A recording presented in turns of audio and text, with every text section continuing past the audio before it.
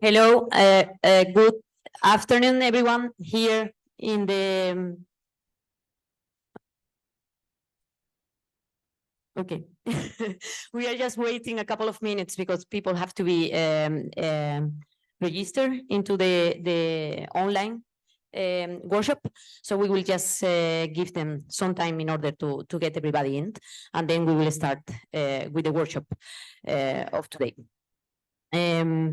I will do a short presentation of the project, Circalgi, the project that brings us here today in Lille. But later on, I guess that's why you have been registered for this workshop. We will go more deeply into the cultivation and harvesting of macroalgae in Europe. We will have different speakers, and our colleague from SEBA, Ronan, will give you more information about.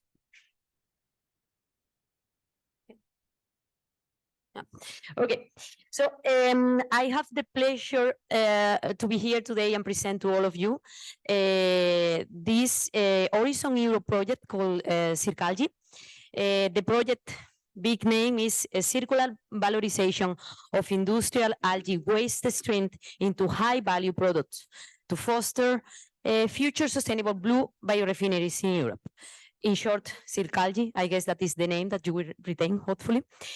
So what we do in Circalgi is, if that want to work, yeah, or what we aim to do during this project, during Circalgi, is the integral biomass valorization of this industrial side stream. In this case, we work with both macro, which is the main topic of the workshop, but also microalgae. And we are aiming to produce algae ingredients for 3 different markets. In this case, is food, feed, and cosmetic. And the idea behind this Circalgi project is to use not the algae, that is something that is currently used in Europe, is what the algae producers or the processor of algae are discarding out of their business.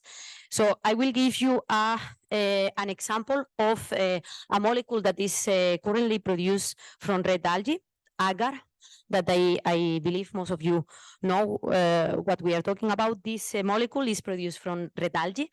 Normally, this type of algae, they are imported from tropical regions, meaning in few quantities they are produced in Europe. So we have, of course, the environmental problem of the transportation of the algae. Once that they are in Europe, there are some companies that they start the process for the extraction of the agar. This molecule represents in most of the cases just 30% of the dry weight of the algae, meaning 70% of this algae is wasted into the process. But we have say waste, but a waste is never a waste. It's just a resource for a novel process. This biomass is discarded. They are still very rich in polyphenols, in carbohydrates, fibers, or even in some inorganic compounds that could have some functionalities or some applications into the food, feed, and cosmetic. So that is the idea. Circalgi aimed to develop 3 blue biorefinery schemes in high scale. And by the end of the project, we will generate 12 different demonstrator products. Even by the end, we will go further with 2 final products to include the consumer acceptance and the quality for market application. So currently, algae has been used as production for colloids, as texturizing, for mostly food applications or cosmetic. Algae, they are also known and I would say even more trending nowadays as an alternative protein source. Also, they contain soluble and insoluble fibers and other kind of nutrients. Many bioactive compounds that they are currently explored in cosmetics applications, for instance, and at the end, some part of this biomass, the algae biomass, can be used for the generation of energy. If you can see here from the last decades, the trend on algae production in Europe has been increasing exponentially. I think these numbers are for 2018, but we have more updated numbers where at least in the case of microalgae producer that has go over 200% increase. So here we can see a short or a summarized overview of what we are doing during the project. We are using these industrial waste streams, but also we are studying what is the impact of the regions and the harvesting or cultivation timings on what the biomass is providing for further processing. What we are implementing is an innovative cascade. So the idea is implement different kind of extraction to the biomass, to the same biomass, in order to tackle different ingredients or potential ingredients that they are within this biomass. Of course, connected to the whole extraction processes, there is a separation of the ingredients, but most importantly, a characterization of the functional and bioactive properties. 3 biorefinery scheme, as I said before, will be scaled to TRL7. And very important, and we are also very proud of this part of the Circalgi project. We work very closely with stakeholders, with the final end users. So the people will use the ingredients into their end products in order to co-design the different formulations that later on will be transformed in these 12 different demonstrators. The idea is not just to make a further use of this algae biomass, it's also to assess what are the health benefits that come with these new and hopefully sustainable ingredients from algae. In the Circalgi consortium, we are quite many partners, 21 partners from 11 different countries in Europe. So you can see we are gathering together interest in algae from many different parts of Europe. We have a representative from the whole value chain of the algae. So from the ones that they are harvesting and cultivating to the one that they are making a face cream that you will use with some of the algae ingredients. This project has a duration of 4 years and a budget of more than 10 million euros, meaning it's not just the interest to understand the algae potential or this side stream potential. There is also a lot of impact that we are aiming to bring to the market, and that is also represented by this large budget. Here you can see some representation of different site streams that will be covered by the Circalgi project. Maybe today this side of the screen is a bit more important, where we can see the macroalgae part. So we work with brown and red algae that they are currently used for different commercial production. As I say before, red algae, for instance, they are used nowadays for the commercial production of agar and carrageenans. You will listen a bit more in one of the presentations later. But after the process that is currently done in an industrial way, there is still some aqueous effluents, but also solid effluents that can go through the sustainable cascade that we are proposing.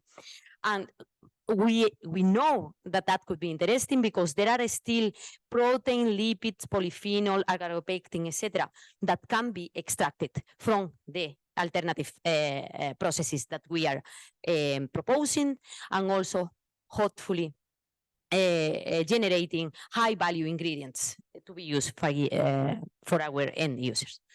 So that is the Circalgi project. It's a set of cross-sectoral and systemic innovative strategies to create this sustainable algae biorefinery to implement or to generate high value, healthy and functional ingredients in Europe. So now I will just let you with a short video explaining what Circalgi it is. Hope you enjoy, and later on I will let the microphone to Ronan.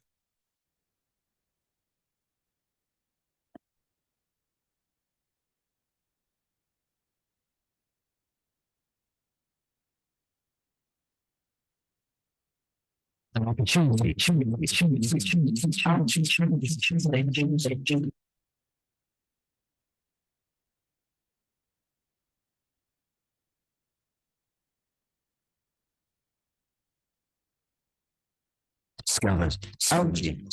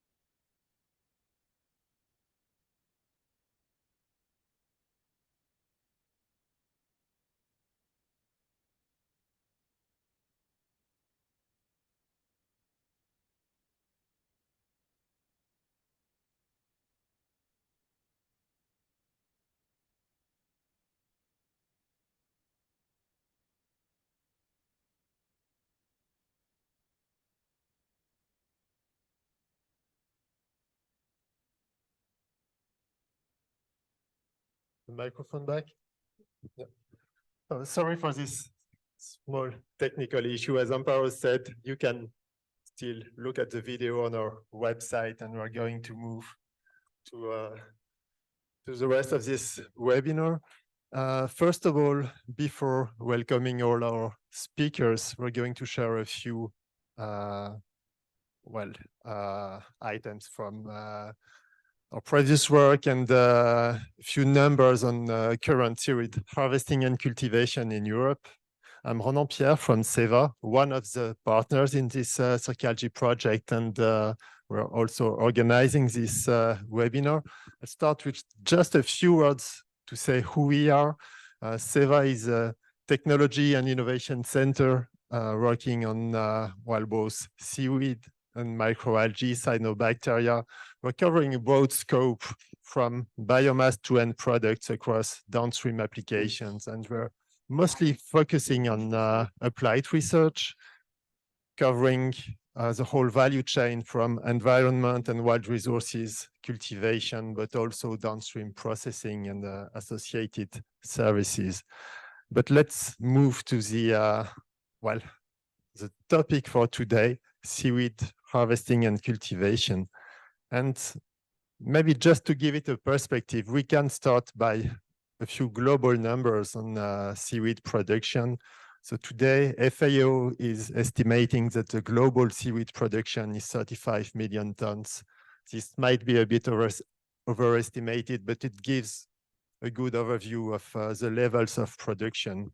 But as you can see on the graph on the left side, 95% of this seaweed are actually cultivated, mostly in Asia. And while more than 200 species are cultivated, only 6 genera represent 95% of the world's production. And then we have this small blue part, on top, with about 1 million tons of seaweed that are harvested globally. And this has remained stable for the last 40 years. If you now zoom into European production, you can see that, well, we are only representing a very minor part of this, with about 300,000 tons produced, which is less than 1% of global production. And it's been relatively stable after a small decline in the 1990s, 2000. If you look at the countries then involved in this production, in terms of harvested seaweed, it's led by Norway and France, but with other countries also like Ireland and Iceland. But we see that, while official statistics are still missing some countries, for example, Scotland is not there, while they're producing also quite a lot. And in terms of seaweed cultivation in Europe, it's still small but growing, with again France and Norway, but other areas like Faroe Islands, which are very active, for example. If you look at the species produced, well, we have two species of kelp harvested mostly in Norway and France, with Laminaria hyperborea in Norway, to some extent also in southern Brittany in France, and Laminaria digitata mostly in France, which represent 200,000 tons. So that's really a big part of the production, which is used for hydrocolloids. But there are also other species harvested, mostly on the shore, with Ascophyllum nodosum, for example, all across Europe, from Norway to France. Other species also of brown seaweed, some Fucus, Simontalia elongata in France, but also different kelp species, which represent several thousand tons. And then different red and green species also. This is mostly hand harvested on the shore, usually at low tide or near shore, and mostly by foot, even if some countries will allow small boats, for example. And this seaweed are used in various markets like agriculture, but also a lot in foods and cosmetic applications. And then one last area where activity is seen across Europe, it's actually collection of drifting seaweed. And we have it for Gelidium, for example, in France and Spain. Ulva also, which is proliferating in some areas and especially collected in France, or Soliaria in France also. But there are other species like Pterocladia or Furcellaria also in the Baltic Sea. And these species all represent up to, well, several thousand tons. They're used in very specific applications like Gelidium and Furcellaria, for example, for very specific hydrocolloid extractions. But other species like Ulva are used for ingredients for feed applications or plant health. And well, I'm not going to go through all the details of this table, but this is an excerpt of one of the deliverables of Circalgy projects, which is going to be published in the coming months. And we've been looking at all these species collected and evaluating also the markets for which they're used. As you can see in the middle, colloids and polysaccharides are often a very strong application, and when a species is used for one of these applications, it's really usually the main market. But for example, for some other species like Ascophyllum nodosum, you find them across all applications, and it has many different impacts on the uses of this species. It's quite similar also for cultivation, where we have a range of species produced. Well, Saccharina latissima, one kelp species, is really the most cultivated species in Europe, but we also have other types of kelp like Alaria esculenta, Undaria pinnatifida, also in some historical farms in France, for example. But we're seeing increased production of ulva species, both inland and at sea. We're seeing a lot of efforts currently also around the cultivation of red species, which are under high demand, even if they're not fully scaled up at the moment. And while we're still lacking precise statistics on their production, this cultivation is really growing at the moment. We estimate that there will be more than 500 tons produced this year, and it keeps growing. And at the moment, these cultivated species are mostly used for feed, but we also find them in different feed applications or for cosmetics or different other markets. So that's also part of the reports that's coming up. But in all those cases, whether you're talking about cultivation or harvesting, it has different impacts and different drivers for companies. Obviously, availability and costs are major items, but companies are also looking for many other aspects like sustainable sourcing.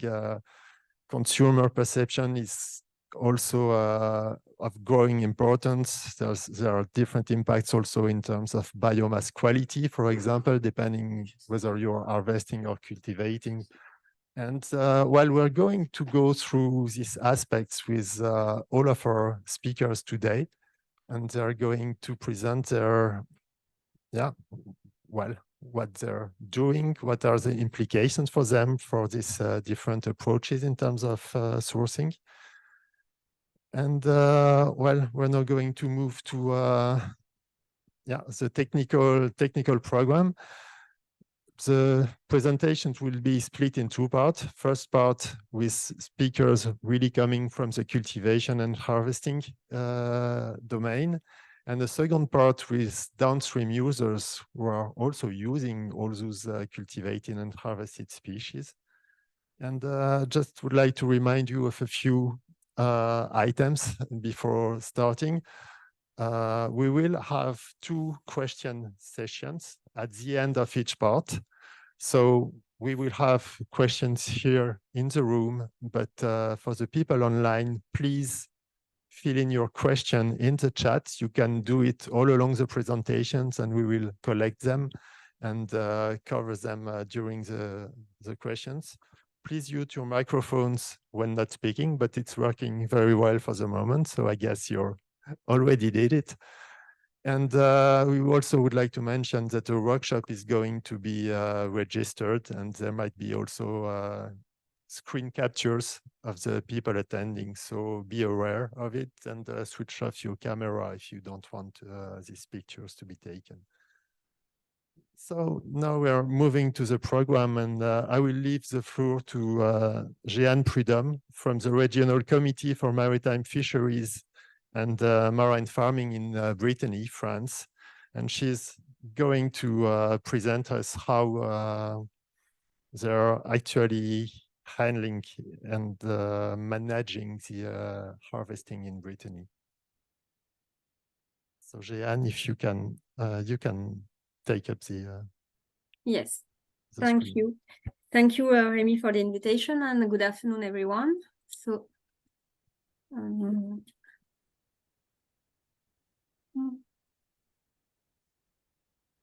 so is it working? Can you see my presentation? Yes, that's fine. Yeah. Yes. Okay. Good. So I will talk about our missions at the Committee of Marine Fisheries and Aquaculture in Brittany, the west part of France. And I will especially talk about the seaweed harvest management that we are deploying in our region. So as you all know, seaweed is a very highly protected habitat in Europe, especially with many European regulations that aim at the protection of all the ecological functions and ecosystem services linked to the seaweed in France and in Europe. And at the same time, the European Commission wants to promote the deployment of a European sector of the valorization of the seaweed. It's a dynamic and a growing industry, and it's a very important economic sector, a new scope for the future, which we have to develop in France and especially in Brittany. So our job is mainly to find how can we reconcile these two challenges, the protection of the habitat and the deployment of a high sector for seaweed in France. So who are we? The Committee for Marine Fisheries and Aquaculture in Brittany is a professional organization with public service mission defined by the French law. We have a board of directors elected for 5 years, composed of marine fishing and aquaculture companies, and of course, seaweed harvester and seaweed farmers. And we are really the link between the fishermen and the aquaculture companies and the marine economic sectors and scientific organization. Our missions are to represent and to promote the interest of the profession, manage fishery resources sustainably, supervise the gear utilization and cohabitation on our sector, carry out economic and social initiatives, contribute to environmental policies, and provide scientific and technical support for the deployment of the fishing activity and seaweed harvest in our region. All the professionals, fishermen and marine aquaculture are members of the committee. That's regulated by the French law once again. So the seaweed production in Brittany, some figures, in 2021, it's 73,000 tons in Brittany, mostly by the boats that are it's been mostly harvested by boats in the sea, and we have like 28 companies that are working in the regions on sea. We have also 77 foreshore seaweed company, and that aims to about 2,000 jobs for the harvest in Brittany. These numbers are stable for the last few years, or in very slight increase. So 90% of the production are kelp, mostly Laminaria hyperborea and Laminaria digitata, harvested by ship. It's really the main part of the production in Brittany. And most of the foreshore production is Ascophyllum nodosum and Fucus. Seaweed farming is less than 1% of the seaweed production actually in Brittany, and it's mostly kelp. So we have different management tools that we can use to regulate the seaweed production in our region, like licenses. It's like authorization to harvest or to cultivate. We have a harvest calendar, technical measures, such as harvest gear regulation, space-time measurement, or geolocalization of the boat. We have zoning, like follow land or fishing strips. We carry out a biomass assessment every year. And we have harvest declaration by every company that have a license. And we are working on those declarations to have some statistics in the region. And I will show you some example of what we are doing, just to say that all the rules that we are taking are set by resolutions and approved by the regional prefect, by the French government. So it is really for all the companies that have to follow those rules. For example, since 2016, we conduct scientific programs to improve knowledge about the wild seaweed on our coast. We carry out assessment on the biomass and monitoring protocol, and we are working also to better understand the biology of every species that are harvested. On the activity, we are entering and processing the declarative data for the foreshore seaweed. It's a grid of 500 by 500 meters all over the coast. And we are afterwards analyzing all those data every year. And we have also managed impact assessment of the harvest, like the characterization of practice, assessment and monitoring protocols of the different practices everywhere in Brittany. All those rules lead to an implementive adaptive resource management with the professionals, because the company, seaweed companies, are always working out with us for setting up those rules. One other example is the management of Laminaria hyperborea in Brittany and the introduction of technical standards at the request of the professionals. Professionals fear seeing the development of bigger and bigger algaes, and considering the risk of block overturning and the whole of Laminaria hyperborea as a founder species and very important in the west part of the Brittany, we had to work on the subject. So we conducted 2 years of meeting with the professionals and with IFREMER, which is a scientific organization in France. And the results are based on survey of professionals and IFREMER work. So the goals of all those rules are to limit the impact of on boulder fields, improve the selectivity for target species, Laminaria hyperborea, and limit harvesting of juveniles. And now the gear for Laminaria hyperborea has some technical standards that are compulsory for every boat in Brittany. One other example is the fishing risk analysis that we are leading with the French government. So on all Natura 2000 sites, which is a network of sites created to conserve habitats of European interest, we have an analysis of the risk of undermining habitat conservation objective, and that has to be carried out on all the Natura 2000 sites for all the professional fishing activity, and it's called the fishing risk analysis. So how do we work? We overlaying the map of marine habitats and the fishing activities with the professional data and geolocalization. We are calculating a risk of undermining conservation objectives for each gear and habitat, and we have the result nil, low, moderate, or high. In the event of moderate or high risk, measures have to be taken to reduce this risk. So in Brittany, the results are high for all the seaweed habitats. And now we are currently working on technical measures to reduce this level with all the producers.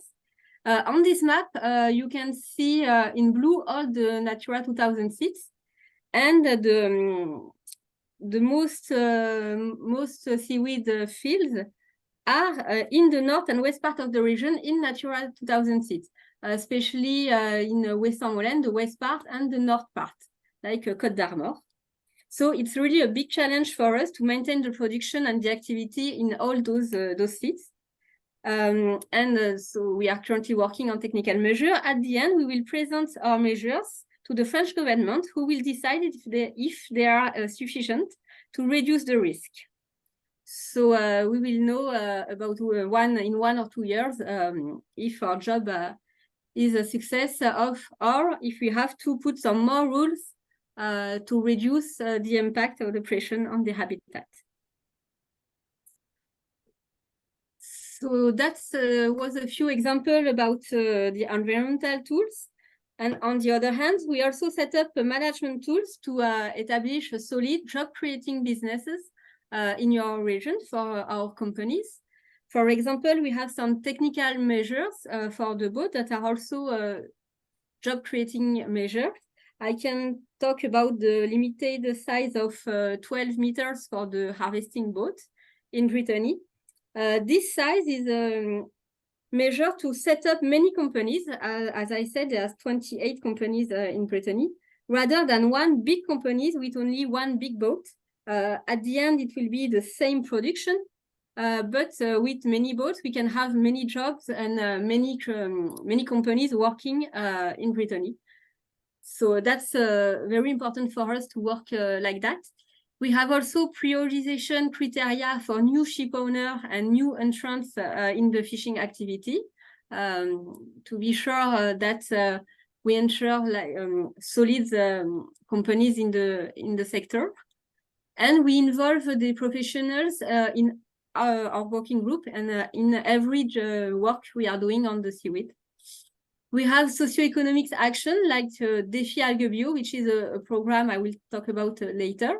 And we are currently working on a French law to create a statute of professional foreshore seaweed harvester. We are also working on ensuring business resilience to climate hazard and environmental disturbance, because we know that seaweed will be impacted by the climate hazard, and it's very important to secure the companies and to let them work in 20 or 30 years still in Brittany. So we are working on the flexibility and the diversification of our activities. For example, the boats are harvesting seaweed mostly in summer, and in winter they are working on the scallop fisheries that aims to have two different activities during the year if there is a problem on one or the other. We also encourage diversification into other production methods, such as seaweed farming. And we also have the representatives of buyers and scientists at all our working group, especially to talk with them and to meet the production and the market. That's very also important for the seaweed industry in Britain. So I will end with the program Défi Algae Bio that we led in 2021 on foreshore seaweed. It's a socio-economic study to demonstrate the importance of the organic label for the French producers, especially in our regions. And most of the production is now under the organic label. A few companies are yet not labelized, but are thinking about it in the near future. And the strategy in the event of the loss of the label can lead to many loss of jobs and cessation of activity.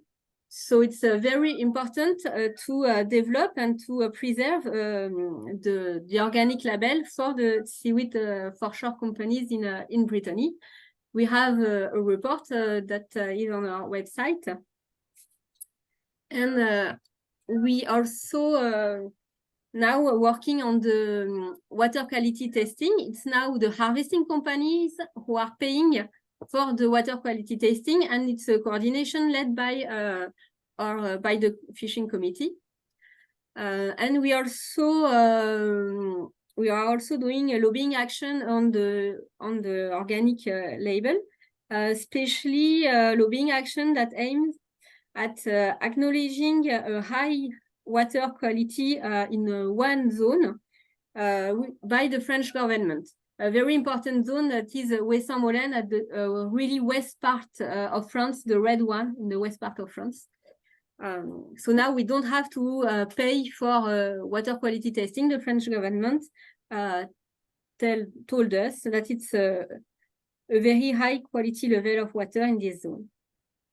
And today, as you can see on the map, all the zones in green and red meet the requirements of the label. So that's one of our results, and that's very important for the French, for the Brittany foreshore harvesters.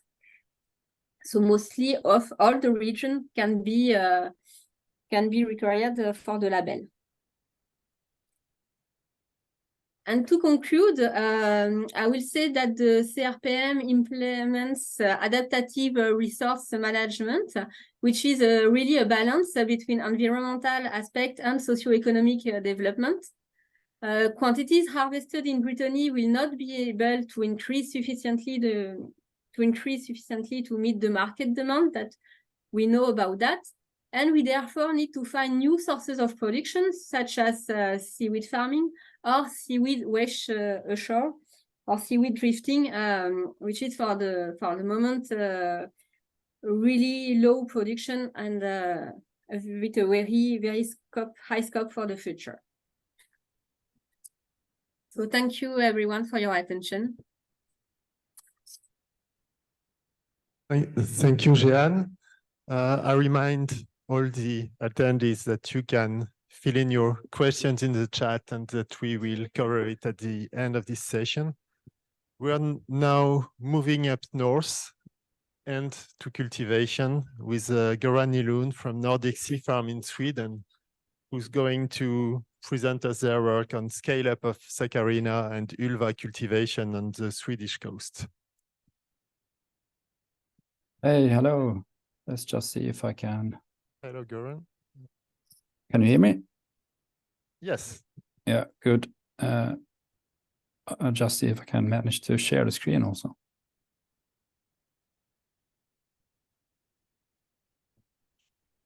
You should find it at the bottom. Yeah, it's some computer. We never had time to test this, so it's I'm not used to Zoom. The green button at the bottom. Yeah, it doesn't allow me to do it. Hang on. Here we have something. I have to approve something. Can you see it now? Yeah, it's coming up. Yeah. Yeah. Can you put it in full screen? Yes.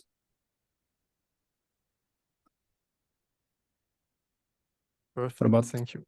You can see it. Oh, perfect. Nice. So hello, everyone. My name is Göran Nylund. I'm from the seaweed producing company Nordic Sea Farm in Sweden. I'm one of the co-founder of the company, and I'm now head of production and R&D. And I'm going to talk about scaling up Saccharina and Ulva production on the Swedish west coast from the company perspective. And the focus will mainly be on Ulva. But first, a few words about the company. So Nordic Sea Farm was founded in 2016 by 6 researchers. But at that time, we were busy with research, so it was a very slow start in the company in a way, and it wasn't really until 2019 when we recruited the external CEO that we really got started. And today we are 15 people employed. We are placed in 3 different places along the Swedish west coast. So in Gothenburg, it's more the sales and marketing, and a small place, Dingle, it's processing, and then very close to the Norwegian border. As far up we come along the Swedish west coast, we have our hatchery and production at sea.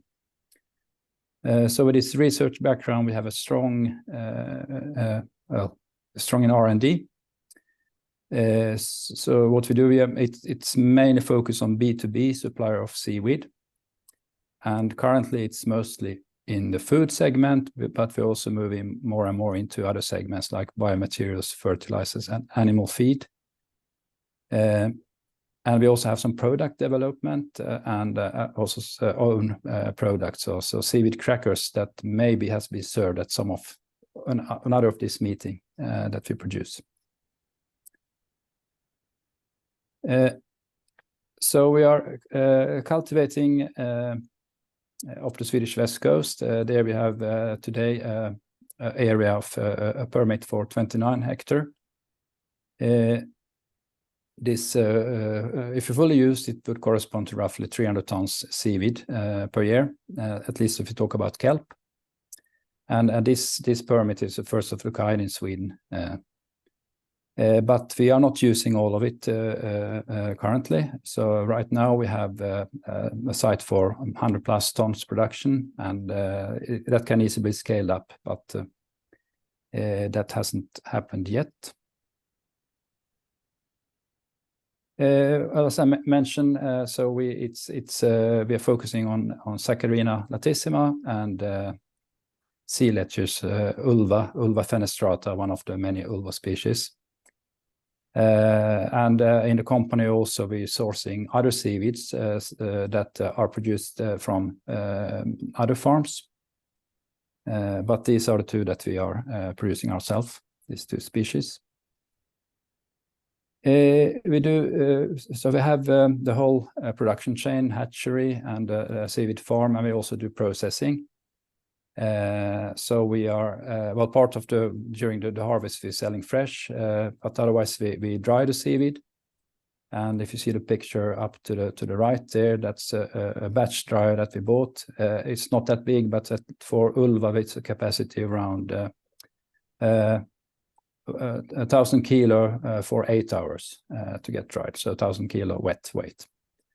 We also blanch and freeze it directly. And the picture to the right, the picture below there, is not seaweeds, it's green peas. But the reason for that is that we're using a blanching facility in Sweden that do green peas, and it's a very big facility. It has a capacity for green peas that up to 20 tons per hour.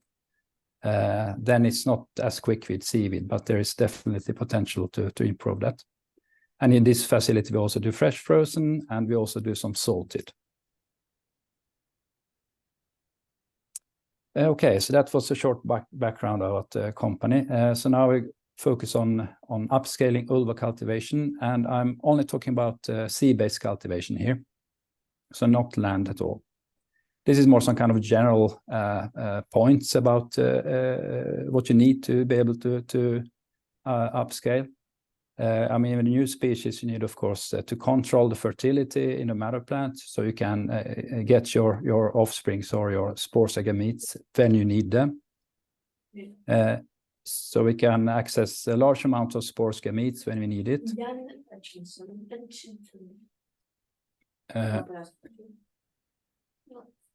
You also need to be able to, it's typical with seaweed cultivation before you put them into sea. So from the spores gametes, you need to have some kind of lab-based cultivation. So you need, of course, reliable protocols for doing that at large scale.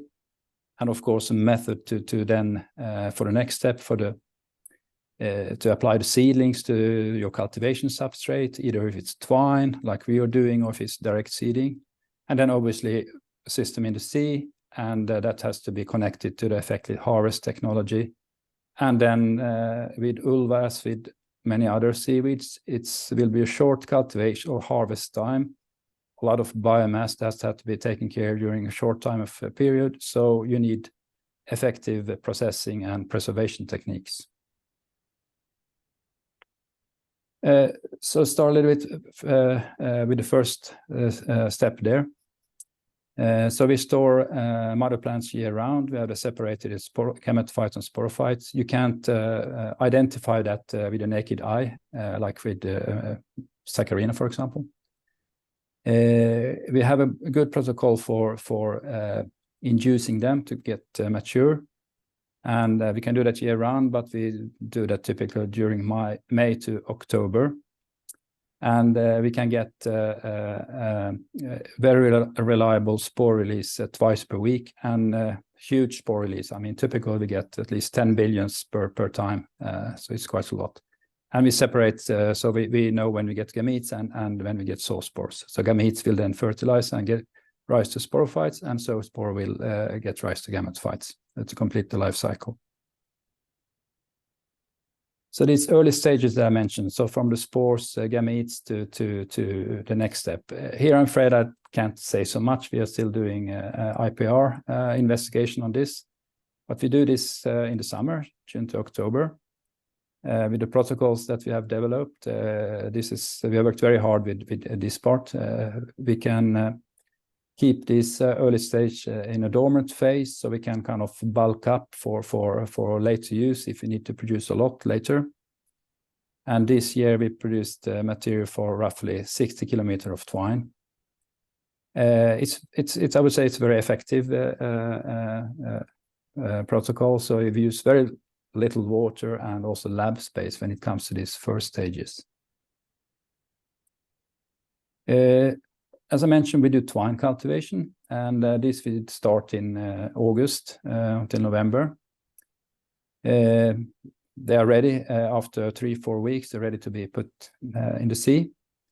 And it's a very simple container-based system that we have developed. So you can call it, it's really plug and play. I mean, this could easily be put at another site. For example, if someone wanted to start with ulva in Norway, we can very easy make this happen. And this year we produced roughly 40 kilometers of twine. So seeding, here we have well, I mean, the reason why we're using this kind of design with a zigzag pattern is that we from the beginning, it's kind of wanted to be able to use small boats, actually that several farmers could take part in this. So more small scale farmers along the coast, but many of them to make it a larger production. And with this system, we get roughly 18 kilometers of seeded line per 2 hectares. We don't use a kind of header rope or carry rope that you typically do for sugar kelp. So the twine itself, it's just a twine The picture to the right there up, I think it's hard to see, but it's not directly put in the sea. It's a quite simple way, but the seeding rate is still, well, it's not large, but it's roughly 500 meters per hour per 2 persons. So of course, in a good day, you can still get out quite a lot. But the advantage is that you need not really big boats, really small boats. And the picture down to the right there, that is showing ulva that's been out 4 weeks. That's from last autumn cultivation.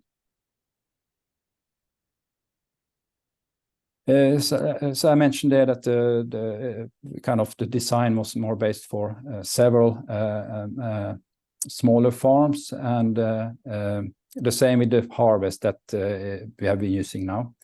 It's a system, very simple system that you could put in almost any kind of small boat, like 5-6 meters. So it's a custom-made winch, but it's roughly 3,000 euros.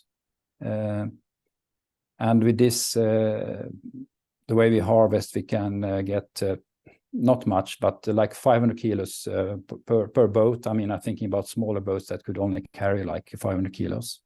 And 2 persons would be sufficient for that. But this is it's too slow, this harvest technology. So I come back to that. And then we process it, so we dry it and we blanch and subsequently freeze it, and we also salt it. And during the cultivation season, we also sell fresh directly to restaurants. So upscaling ulva and saccharina is also, I mean, it's the same there. It's, I mean, obviously, the harvest technique needs to be improved. This is not just in our company. I mean, that's in general the thing. If we want to get up to million or so tons in Europe, or 10 million tons, of course, it has to be more industrial scales, all steps. Take, for example, how we are cultivating saccharina now up there, the upper picture.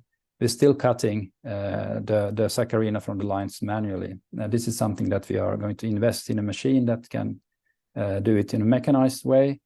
And by doing that, we maybe triple or quadruple the speed. And the meaning, of course, that you can, for the same investment in boats, you can get out much larger harvest, because the speed is very important. Staff cost is also important, but the boats are expensive and you need to be able to use them in a very effective way. Also a better utilization of rig surface area. I mean, the permit issue, in Sweden, it's very difficult to get permits. But if this is really taking off, it will be all European coasts. I mean, we need to be able to use the space very effectively. So take there, for example, the mid picture there, that's for saccharina. So we're now having a system that we have gone from 4 meters distance between the long lines to 2 meters and even 1 meter that we are testing out. The rig, or the way you're cultivating, and the harvest, those has to be, of course, matched there to make it much more effective. Processing also has to be more effective. So the picture there down to the right, this is we have until the spring here, we have harvested in outside dried kelp outside. It's a nice way, sustainable, just using no electricity, but it's too slow. It doesn't work at scale. So how is the time? I have a short video, but we don't have to do it if we are late. We're still okay for you just have a few slides. Yeah, it's just a short video. Just to show some picture from this spring's harvest of saccharina. So there is a barge that we have in addition to the harvest tool vessel. And this is the site where we are cultivated. It was good. It was nice, at least when we do the video. It's never that nice otherwise. So this first will be how we harvest for drying when we dried it outside. So then we needed to take up the whole rope. So the seaweed is attached to the rope. And so taking the whole line, so we can then on land lift up the lines with all the seaweeds and to let it dry outside. It's a quite smooth process, but it's too slow, both at sea and on land.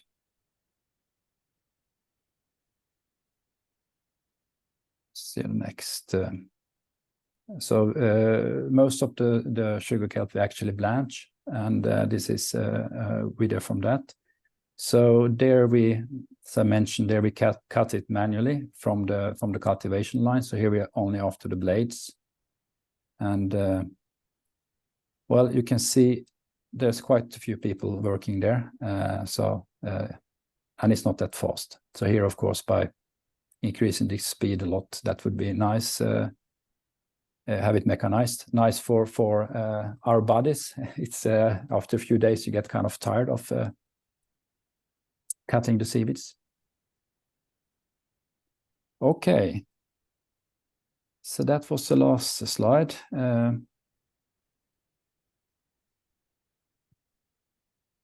Thank you, Goran, for these insights, and really gives a good view of operations in seaweed cultivation and well, harvesting on your installations. We're now moving back to Brittany with Algolesco, company operating the largest farm in France, and we're leaving the floor to Mathilde Lemoine, who's going to present us their thoughts on developments and seaweed industry model for cultivation.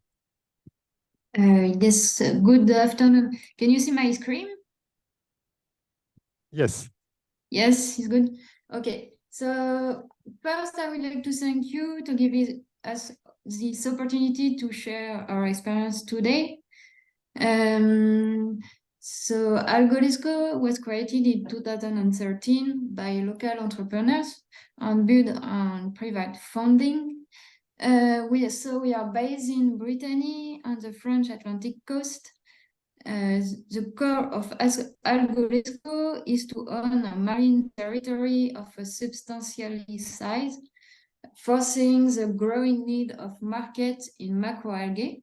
So today, Algolesco owns 350 hectares on Natura 2000 preserved sites, so where the seaweed are growing. The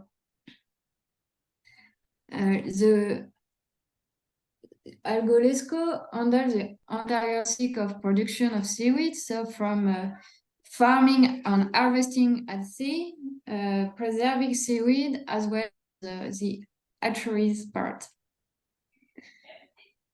So first, I will present you the different species we are cultivated. So it's Saccharina latissima, also called Combo Royal, and Wakame. Which is interesting, that is this farming model without any input and without the need of fresh water. At the seaweed hatchery, Algolesco masters the seedling biology for the reproduction. Our genitors are caught on their natural habitat. So the plantlets spend 2 to 3 weeks at the hatchery before being deployed at sea. So here you can see the picture of Aleor Nursery, which is part of Algolesco since 2019.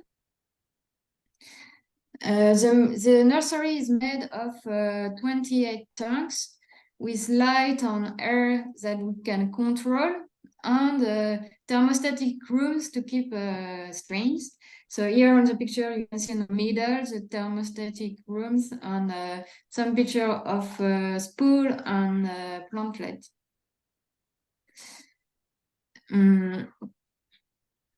So here you can see a video. No, sorry. A video of swimming spur during the seeding of the spool. So this is on the middle picture is the spool that we use for growing the plantlet. And again, some picture of microscope view of plantlet. So after a few weeks at the hatchery, the plantlet has transferred at sea. We have developed a machine to seed the long line to be more efficient. And last year, we have deployed 46 kilometers at sea in the Lesconil site.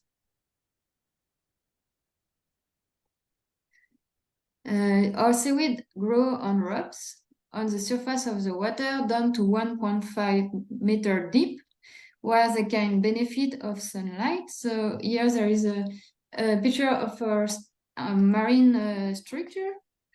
Our marine farm is located in an environment very exposed to tough natural conditions. Our technical infrastructure respect our natural preserve site because we are not using a chain but only ropes.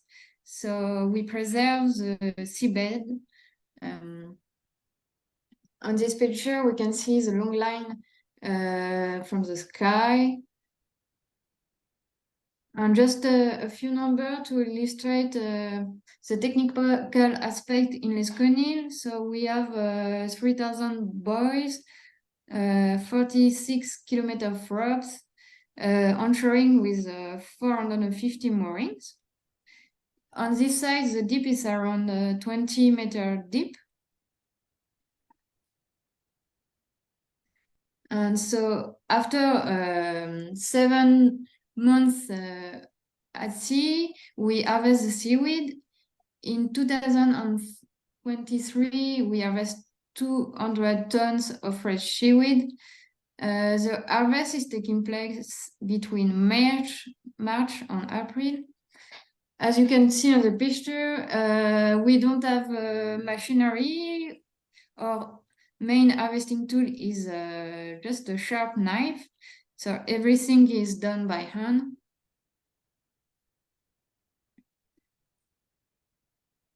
So here is the range of product we can offer. So the range is from fresh, frozen, dry, fresh salting using traditional Japanese method.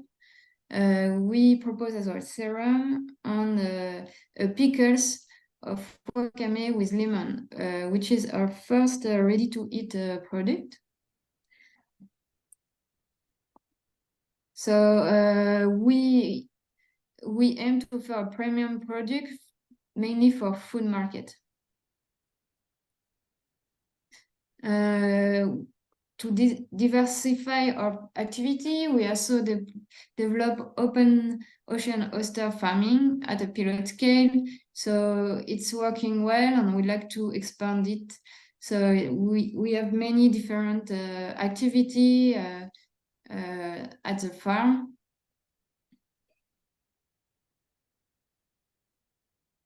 To conclude here, some ambition and challenges.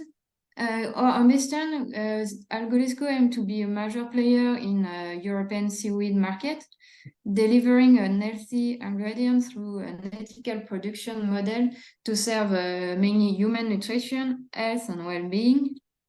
So, but we have many challenges to face. We have to stay pragmatic in our technical and biologic choice to deliver a long-term development. We need to create as well a partnership with industrial and scientists from all sectors to speed up the development process. And the market of seaweed is not well established and we are facing difficulty to sell our product. So because it takes time to educate customers to include seaweed on their recipe as product is not well known. The leverage we can use to achieve those goals could be finding ambassador to advertise seaweed health benefits through large advertisement on big media. For example, we can take about the ecological friendly aspect of seaweed farming or the healthy benefit of seaweed in your diet. The support of partner is very important in your long-term vision to spread the goodness of our work on our product as well. And today, our whole team at Algorisco is carried by the feeling that with your activity, we are at the crossing road of an important topic such as environmental and nutrition and health. So I thank you for your attention.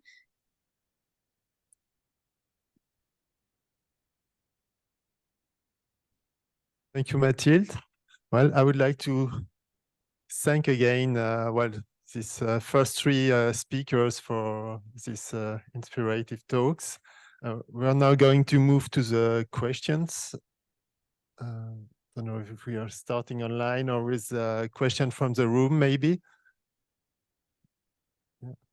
Maybe I'll start with the first question then to Jeanne. Jeanne, we know that, we have a quite stable harvesting in Brittany, but we have more and more demand on different seaweed species.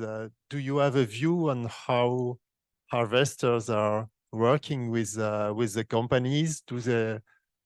Are they moving to contracts, or are people just selling to who's paying more for the seaweed? Or do you see any trends in this? It's a very good question, and it's a little difficult to answer because as we are a collective structure, committee, we are not working on the price between harvesters and the industry.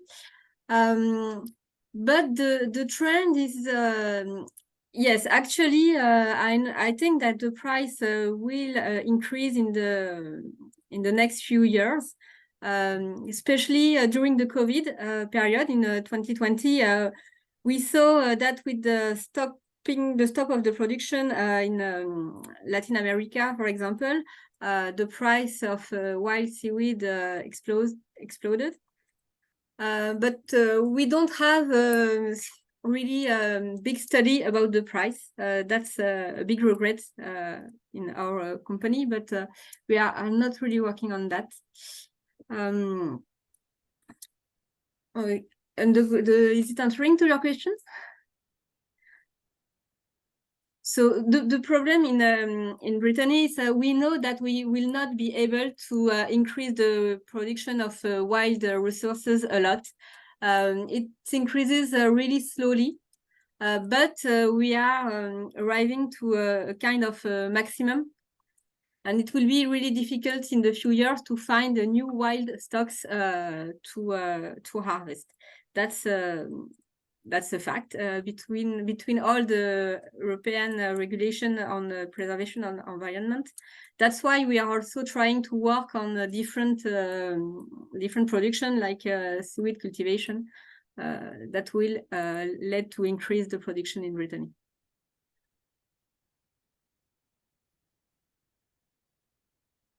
Questions from the room to our different speakers? Yeah. Just moving with the mic in the room for those attending online. Thank you. My question is for Goran. I have a question about the processing that you do after harvesting. You said that algae, they are dried or salted or blanched or unfrozen. So I would like to ask you, what is the interest of the different ways of processing? Is that for different applications, or what do you offer all these kind of choices for the products that you sell? Yes, so we offer that, and there's different reasons, and it depends also on species. For example, sugar kelp contains high levels of iodine, problematic for food producers. If they want to use as an ingredient, they are heavily limited by how much they can put in their product due to the regulation. I mean, Europe, 600 microgram iodine is the recommended upper level. Blanching, you get rid of more than 95% of the iodine. That's one reason why we blanch. And then drying, of course, it has its advantages and it has its drawbacks. One advantage is, of course, that we get rid of the water, don't have to have a free storage. Transportation is not as expensive because you have no water. But of course, it's very expensive to dry. Thank you very much.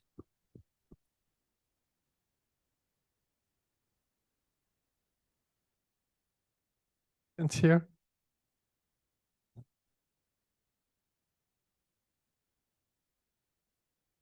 Okay. Online, any people having questions? Well, then let's, if we're done with questions for this first stage, I'd like to ask you all to for a round of applause for our first speakers.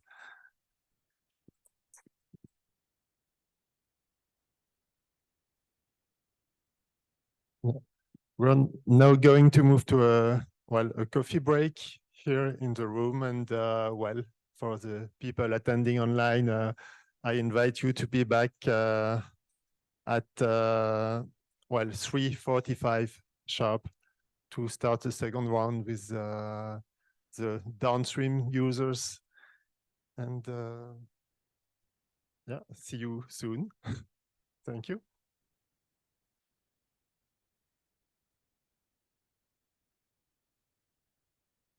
We're now going to start the second part of this webinar, looking at the view of downstream users on this aspect around cultivation and harvesting.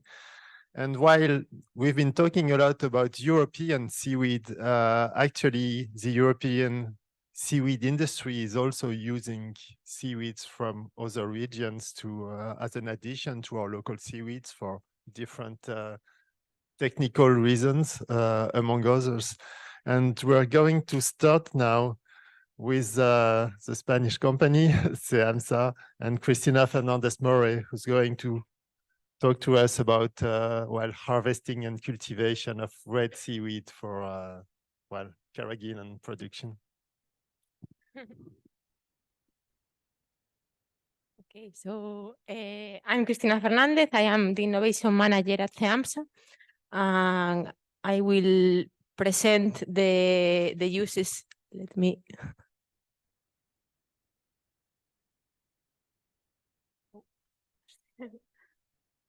Better here. Okay.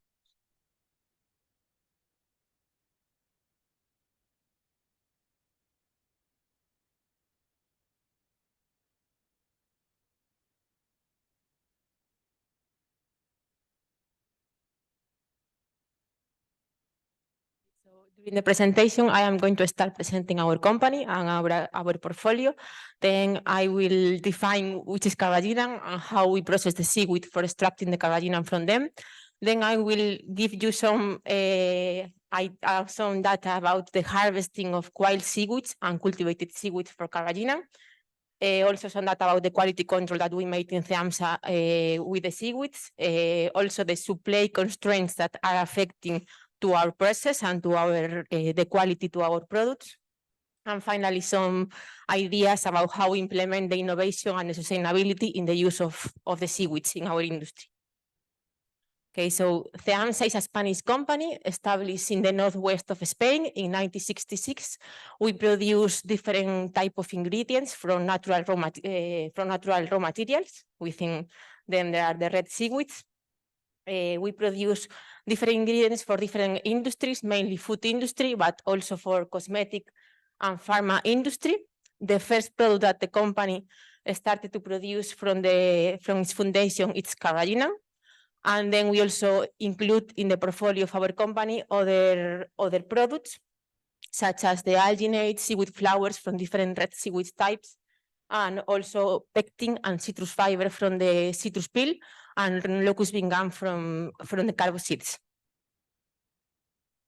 So we are located in Spain, but we also have a manufacturing process in the Philippines because, as I will explain during the presentation, part of the seaweeds that we process are located there in the south of Asia.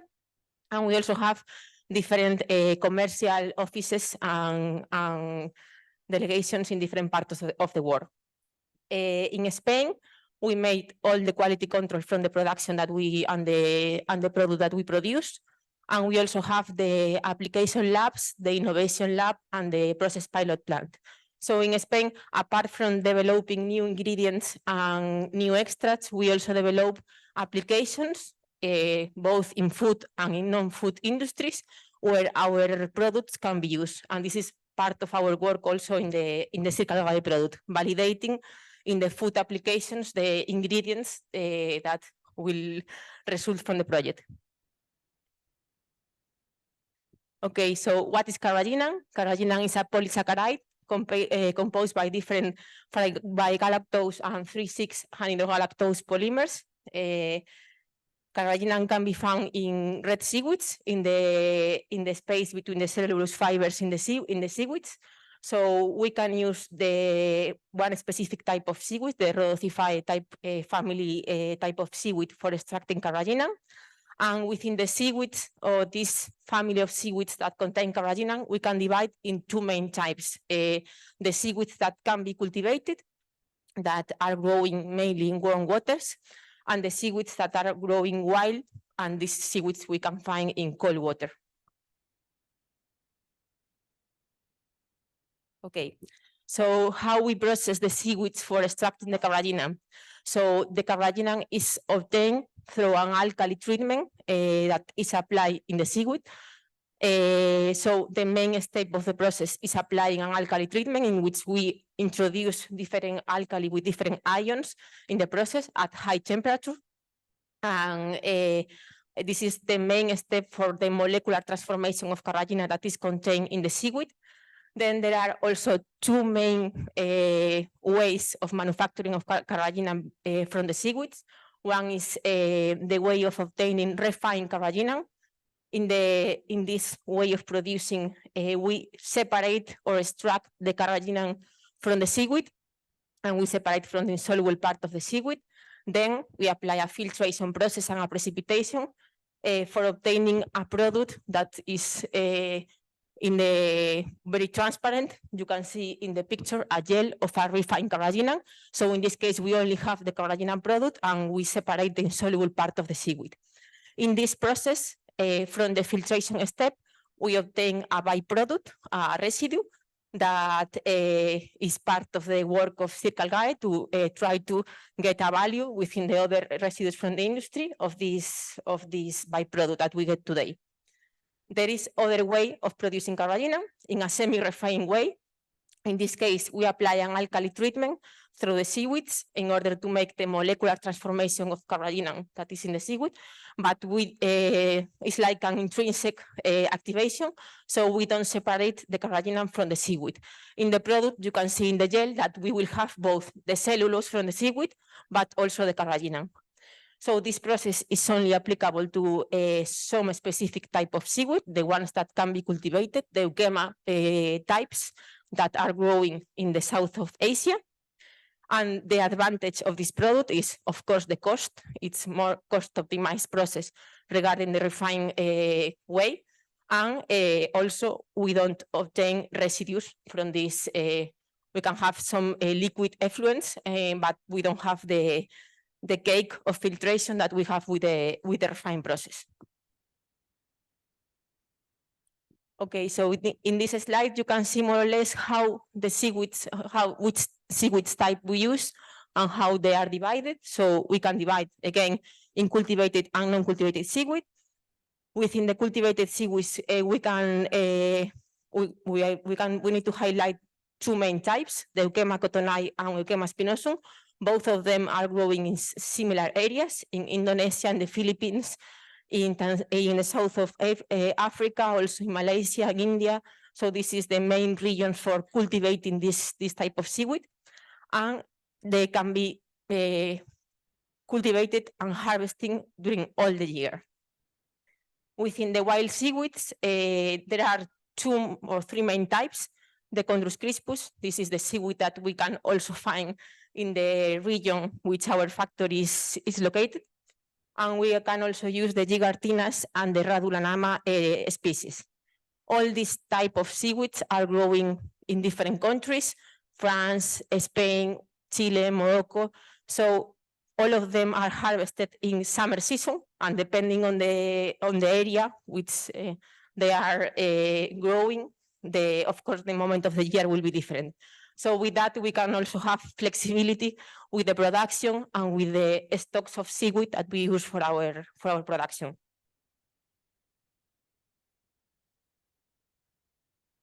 Okay, so this is more or less similar picture, but you can see the different type of seaweed, how they are located within the globe. So again, with that, we have more or less flexibility for collecting seaweeds from different parts of the world and to be less affected by climate change that can affect to specific areas. Okay, so regarding the content of carrageenan that the seaweed has, we don't have the same type of carrageenan in all the seaweed. So depending on the carrageenan type, on the seaweed type, the content of carrageenan will be different. So we need to choose the specific type of seaweed and of course the specific condition of extractions for getting one carrageenan product. So in this case, we can see more or less how is the content of carrageenan in the seaweeds. In general, we can summarize saying that the cultivated seaweeds contain mostly one carrageenan type. So Euchema cotonine, for example, contain only Kappa carrageenan, and Euchema spinosum contain only Iota carrageenan. However, the wild seaweeds contain a hybrid composition. So the wild seaweeds contain a mix of the key carrageenan components. Depending on the seaweed, the composition will be different. And with that, the properties of the product also will be different. So in the following slides, I will show you some pictures about the harvesting of the 2 main types of seaweeds, the wilds and the cultivated seaweeds. So starting by the wild seaweed, of course, as I say before, this is once in a year, the harvesting season. They are growing in strong water currents, so it's quite difficult to be cultivated for industrial scale. There are some cultivations in a small scale, but for us it's quite difficult to get supplying for these cultivations. So we can only use the ones that are growing wild. So most of the seaweeds are harvested by diving in deep areas. Depending on the seaweed type, the deep is different.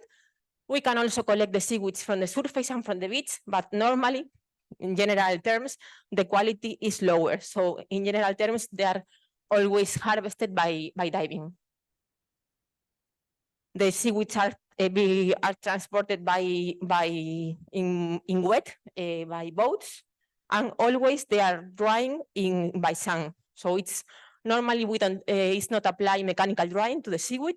In the cultivated seaweeds, we never apply mechanical drying, and in this case, most of the times is also sun drying.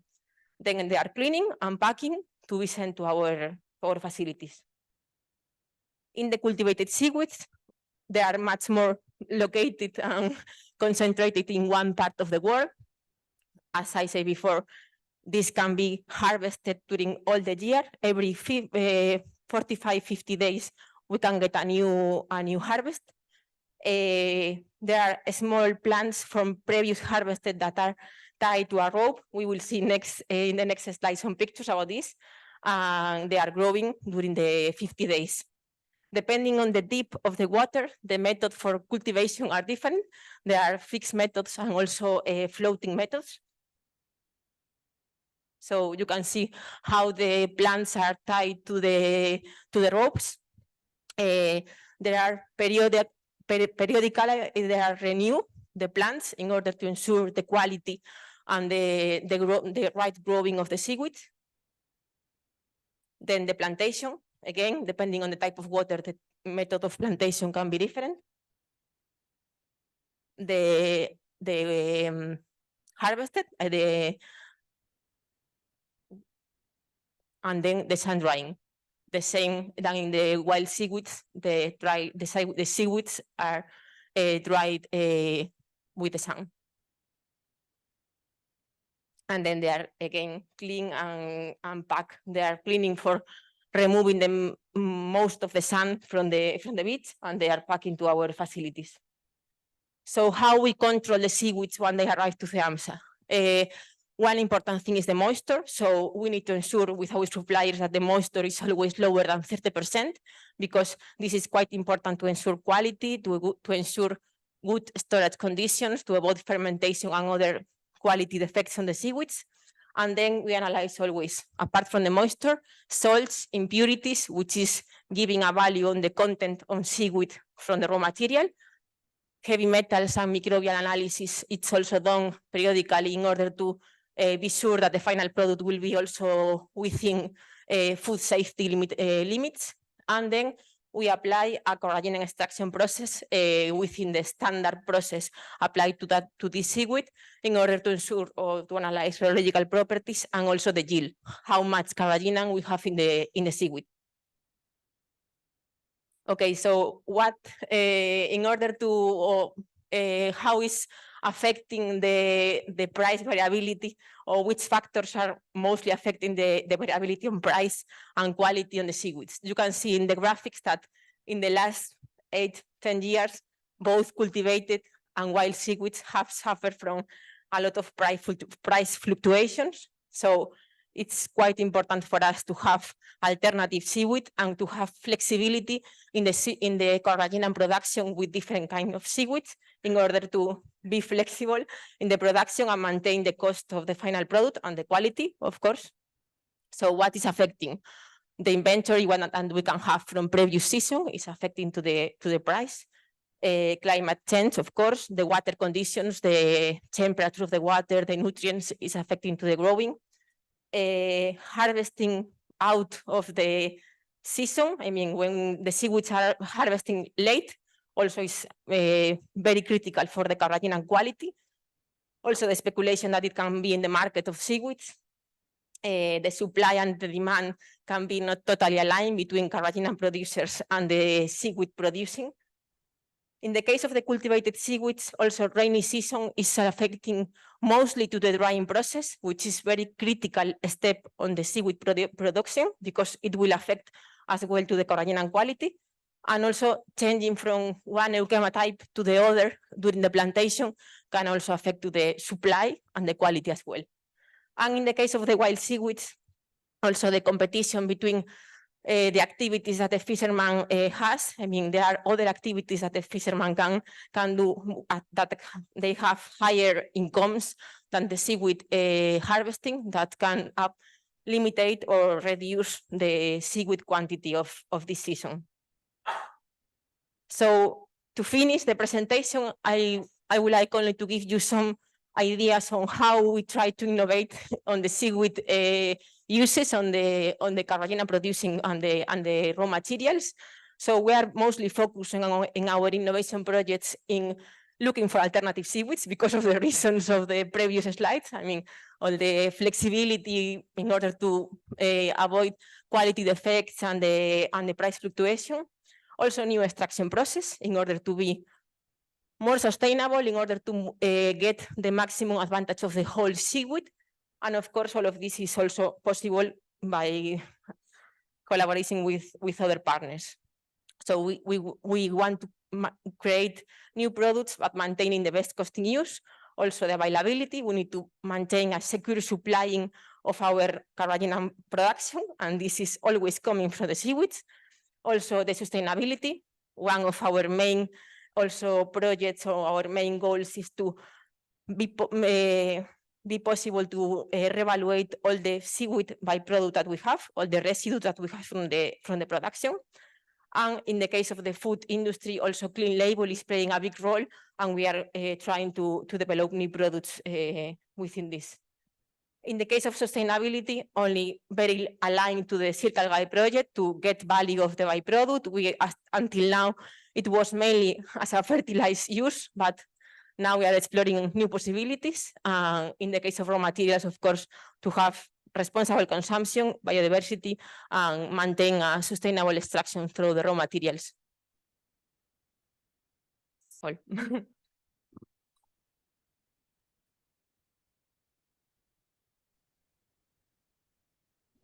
Thank you, Christina, for this presentation and showing all the differences you can have from different types of seaweed locations and techniques.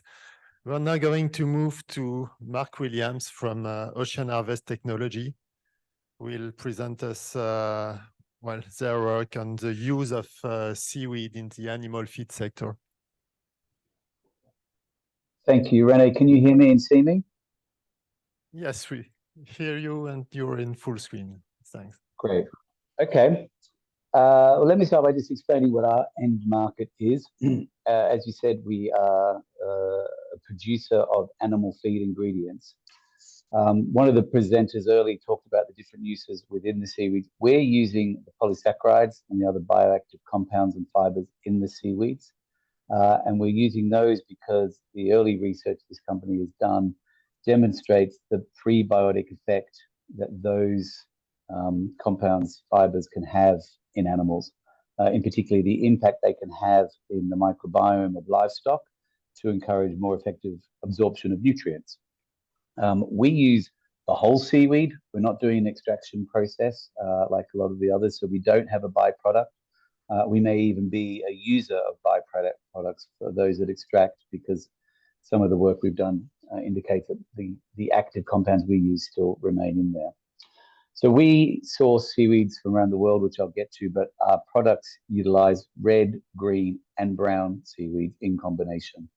So we blend them, we make an ingredient, we sell that ingredient to the producers of animal feed, and they include that at, let's say, an average of 0.25% of the total animal feed. So it's a small component of the total feed, but given the size of the animal feed market, it's a very high volume business.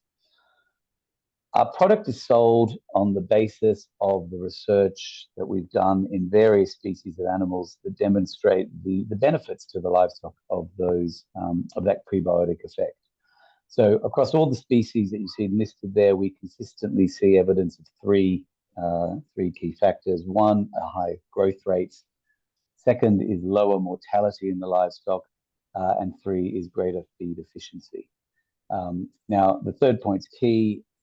If you talk about the cost of livestock production or the carbon footprint and sustainability of livestock production, the biggest impact that drives that is the amount of feed that the livestock produce, the livestock consume. So anything which gets higher growth rates for the same amount of feed or the same growth rate out of less feed brings material production benefits and sustainability benefits to those livestock processes. And that's what the research has demonstrated. And that's why our customers buy the product month after month to include in their recipes. In addition to those three core benefits, there are specific benefits that we see in other species, in various species. So, for example, we've observed greater milk production in cattle. Within poultry, you can see benefits in layers through egg production and strength of and quality of the eggs. In swine, we have seen, particularly in North America, our additive being used as a replacement in antibiotic-free diets. The prebiotic effect of nutrient absorption is very beneficial in the early stage, which helps the piglets through that phase and has been an effective replacement for antibiotics. So these are the core benefits and the reasons that our customers buy our products, which, as I said, are made from whole seaweeds. I won't touch much on the market other than it is enormous. There's over 1.1 billion tons of animal feed produced. So you can understand that even if we're 0.25% of the feed that is produced, that is a very large end market for us. It's diversified across species, across multiple livestock species, as well as pet and horses. And it's also diversified by region because there are large productions of animal feed across the Americas, Europe, and Asia. I guess the slide here demonstrates that this customer base, whilst the main reason they buy the product is because of the production benefits that they see in the livestock, increasingly these other benefits here of sustainability, quality, and social responsibility are starting to drive their decisions around what ingredients go into their animal feed. And that certainly plays to the benefits of seaweed, which I'll touch on shortly. Our supply chain map looks pretty similar to that of the previous speaker. We will this year, we will source over 3,000 dry weight tons of seaweed from around the world. So clearly that's a much higher wet weight tonnage. On this map, you can see we source from Southeast Asia our reds and our green seaweeds. Reds is primarily Gracilaria, greens, Ulva and Kitamorpha. And from the North Atlantic, we source our brown seaweed, primarily Ascophyllum nodosum. The seaweeds that we source, I guess, unlike a lot of the other speakers today, is all wild sourced and wild harvested. We don't source the cultivated seaweeds, partly because the bioactive fibers and the polysaccharides that we need are present in the wild seaweeds. But it's also a cost factor. The animal feed sector is a high volume, fairly much lower value market than, say, the end market for Yucchina seaweeds in pharmaceuticals or whatever. So that's driven our industry to look at the wild source seaweeds and what's in there. And I guess one of the other benefits is, they occur in really great volume, whereas the cultivated seaweed market is more limited by volume. So we source all these from around these regions. They get shipped to our factory in Vietnam. We have one facility at the moment. As I said, we'll process 3,000 tons worth of finished product there this year. We could probably process up to 6,000 tons through that facility. And then we'll look to put additional facilities around the world near where our other supply chains are. I think one of the benefits of our seaweed chain, which helps with our customers, is that the seaweeds are wild blooming. They, in most cases, are invasive. You've all seen photos like this before, and you've all heard talks about eutrophication of the seas through the mass accumulation of this biomass. These are examples of the brown reeds and reds that are sourced for us. They occur in large volumes. They clearly grow at a high rate. And we've seen examples of our green seaweeds reproducing their biomass by 50% a day in Southeast Asia. So in some instances, the harvesting is year round and the volumes don't really deplete. In other places, it is impacted by climatic change and is more seasonal. But across the company's harvesting history of over 10 years, we've seen some volatility, but it's pretty reliable that consistently these blooms occur in the regions where we source them from. So it provides large biomass, and it is a sustainable source because it keeps recurring.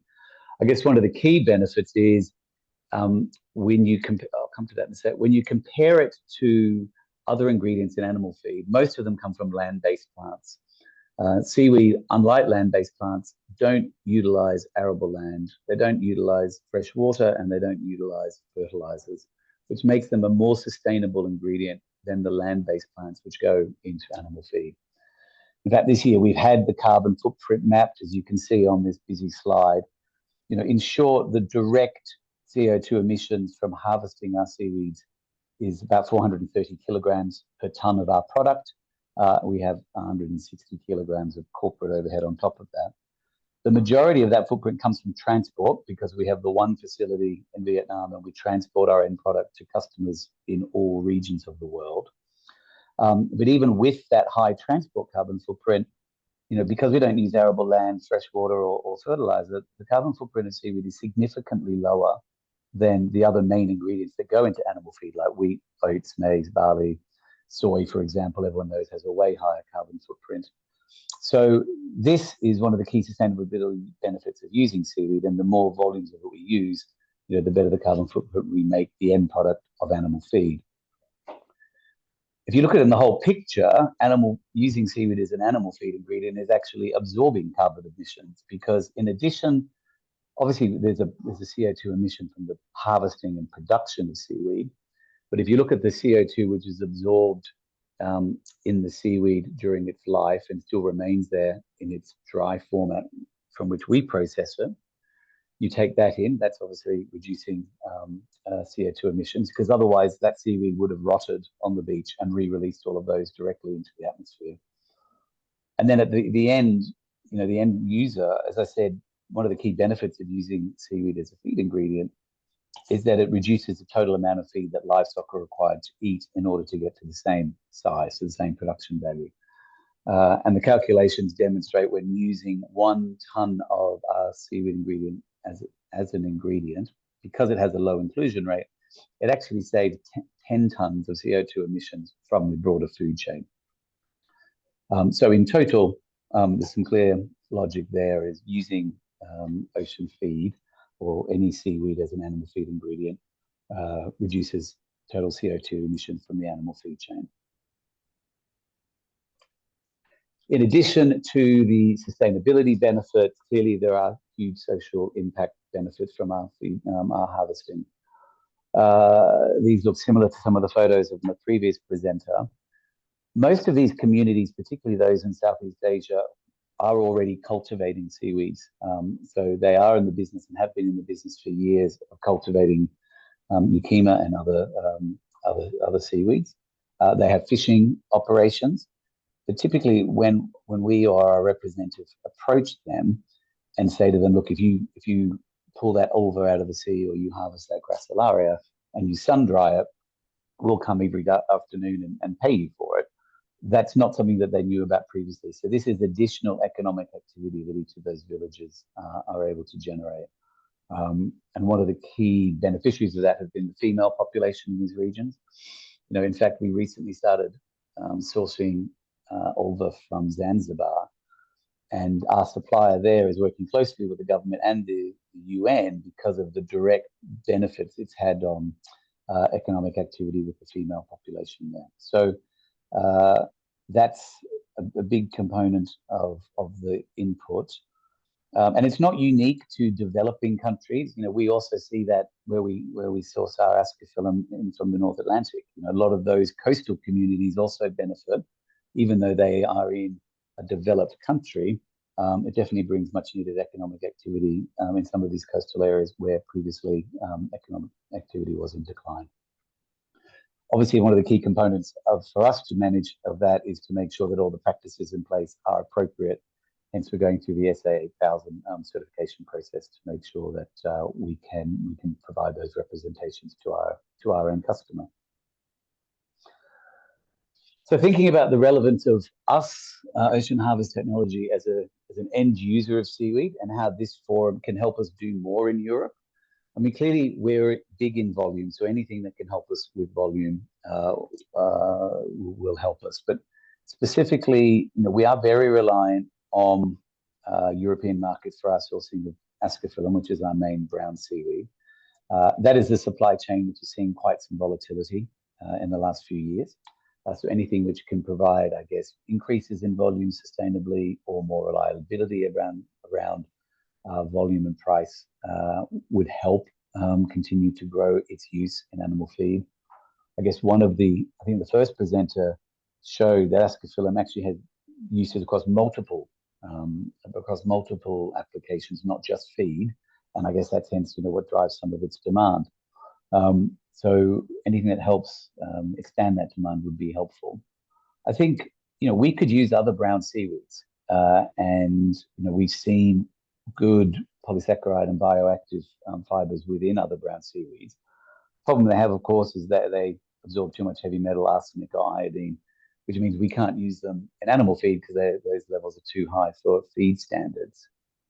So solutions which can help either, some of these seaweeds which other people use and process may reduce the presence of those impurities in the biomass, particularly the leftover biomass. So that might be something that your extra biomass could be used. For example, we've looked at working with people in the Caribbean about dealing with their sargassum problem. Because clearly they've got the biomass. We can't use sargassum anymore because of the arsenic content. But people with ideas as to how to sustainably take that out would mean that biomass would become much more useful into a high volume market like animal feed. Green seaweeds, we currently source that, as I said, from warm waters, but clearly there is large ulva blooms and other green seaweed blooms in and around Europe, and there was a talk earlier on the cultivation of that. I think the price point of cultivated ulva is never going to work for the animal feed market, but there must be some way of increasing green production from those invasive blooms that are currently probably rotting and going to waste. If they can be sourced economically, we can certainly use them sustainably into the animal feed chain. And finally, we are working primarily with European institutions on analysis of additional seaweeds because, like the previous speaker, we are trying to diversify our supply chain across more seaweed species. I think I just lost you for a second, but looking to have greater diversity in our supply chain through identification of new species. The European institutions have been helping us in this quest, and so I'm sure that will continue to be a contributor to growing the end usage of animal feed. So that was what I wanted to cover off with you today, and obviously I can take some questions at the end. Thank you, Mark, for this presentation and for outlining various opportunities for Europe to keep developing this feed sector. We're now moving to the last presentation of this session with Simon Hogam from Alginor in Norway, who's going to present us their work on the biorefinery of Laminaria hyperborea and, well, the role it has in Norwegian economy. Thank you. Yes.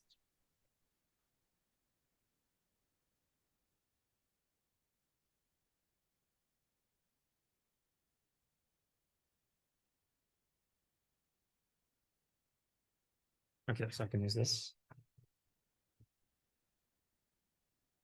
Right. Greetings.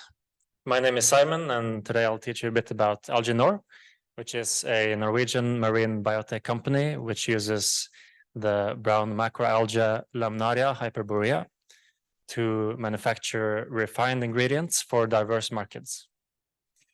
My position is research associate, and I'm part of Alginor's research and development team. So Alginor is based in Haugesund, Norway. We currently have 50 employees, and we are rapidly growing. We have 540 shareholders, and some major ones include Borregaard, Hatteland, and Zirconia. So the way Alginor is structured is we have 5 fully owned daughter companies. First off, Hypomar, which is building our cutting-edge harvesting fleet. Ueva is a highly specialized laboratory for R&D and application purposes. Alginor Biorefinery is a flexible facility for industrial refining of various ingredients. Then we have Alginor Pharma Ingredients. So there will be a dedicated facility for APIs and pharma grade ingredients. Alginor Industrial Estate handles properties and other fixed infrastructure. So we aim for total utilization of the biomass, and we achieve this through both upstream and downstream processes. The upstream processes handles the harvesting and also the separation of the raw material into 4 fractions: stipe, leaf, epiphytes, and haptera. And then comes the downstream processes, which uses our groundbreaking technologies, and we get 11 highly refined ingredients. And these ingredients go into 7 different market segments. So our goal is to fully utilize all parts of the raw material and to manufacture a portfolio of high quality kelp-based ingredients. We plan to make business-to-business sales to global markets across pharmaceutical, cosmetic, and food industries.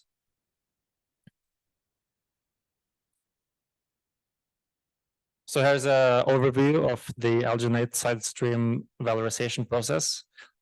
So the stipes are the most important part for alginate production. And you can see this process on the bottom here. It's the arrow that goes straight and then down. So this process has it has both liquid and solid side streams. The liquid side streams follow the route of filtration and up concentration. And from this we get proteins,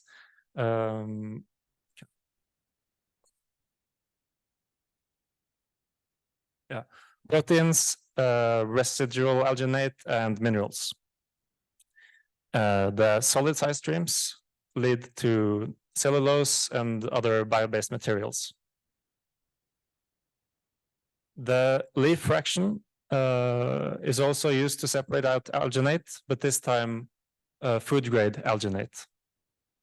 And the liquid side streams follows, again, the route of filtration and up concentration.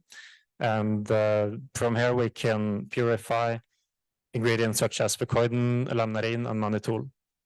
And the solid side streams lead again to cellulose, but also borea powder.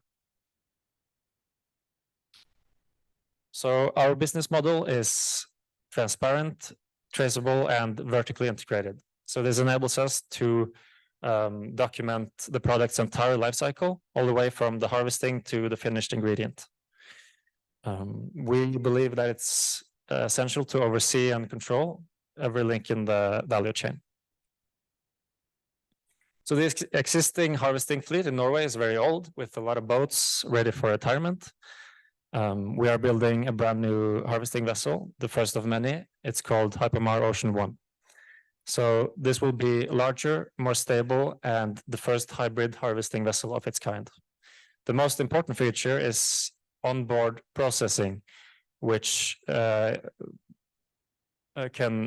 this stabilizes the raw material without the use of harmful chemicals.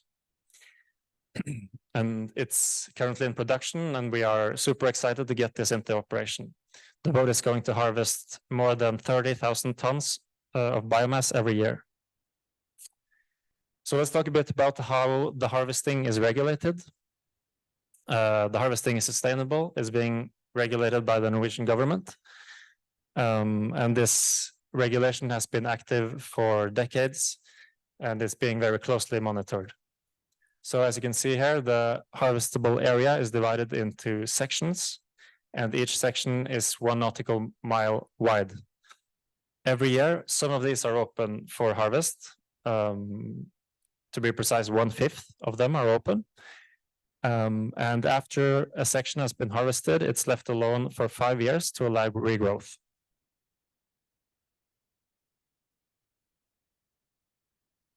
Right. So fortunately, Norway is blessed with unparalleled amounts of high quality renewable raw material. And as you can see from this map here, this looks suspiciously much like a map of Norway, but it's actually a map of the kelp biomass surrounding Norway. From what we can see on the figure on the left, in Europe, there's approximately 100 million tons of Laminaria hyperborea, and 56 of these 100 are located along the Norwegian coast. 33 million tons are regulated.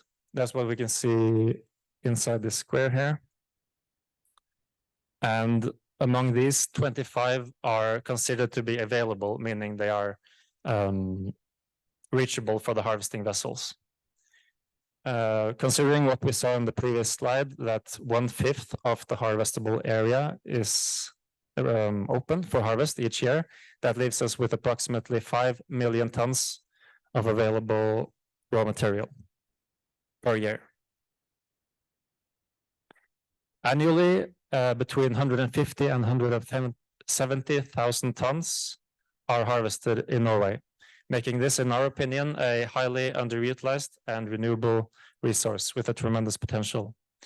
Combined with research-based regulation, this puts Norwegian companies in a unique position globally. There are also tests to investigate whether additional harvesting areas can be opened in the future. So we're building a state-of-the-art biorefinery, fully capable of extracting all components from Laminaria hyperborea at an industrial scale.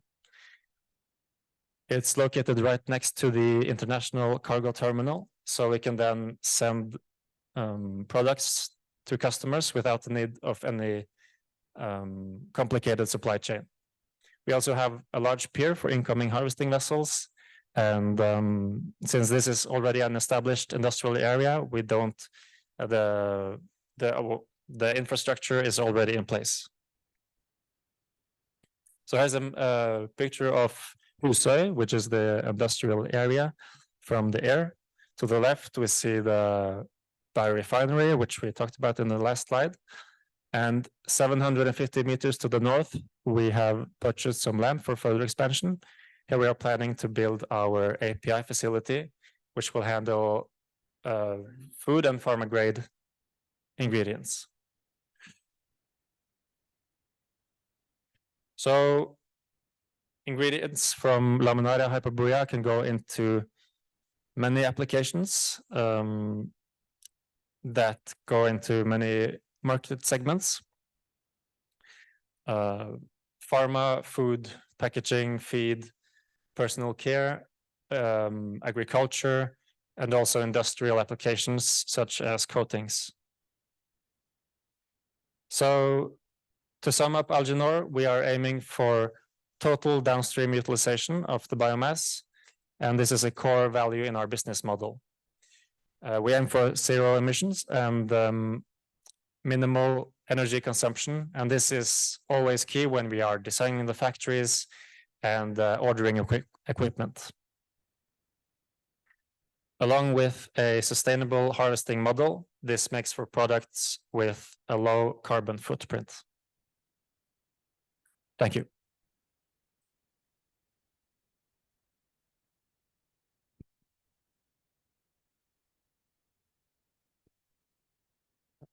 Thank you for this presentation. We will now move to the questions to our speakers. Actually, we have quite a lot of questions for Christina, who had to leave. So we've been trying to have her on the phone. I don't think she's there yet, but we're noting all of your questions, and we will provide you feedback on these aspects. Yeah. Okay. So it's mostly, yeah, most questions online are actually covering this red seaweed species. Do we have questions here in the room?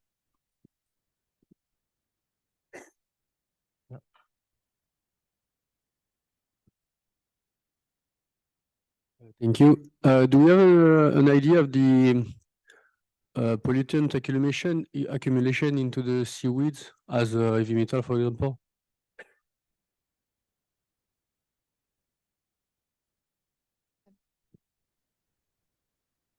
Take up the question. Yeah. Who's the question directed at? Is that me? Well, I think you can pick it up, Mark. Yeah, sure. I mean, we test all the batches that come into our facility for impurities. I mean, we source from a wide range of geographic locations, so the water quality does vary around there. I guess because we use wild source seaweed, which have quite a short lifespan, we tend not to find that there's very much in terms of variability in the impurities that come into our facility. They're all well below the standards required from our animal feed certification. I guess the ones I mentioned in my presentation were the obvious ones in brown seaweed, which is a problem for the animal feed sector.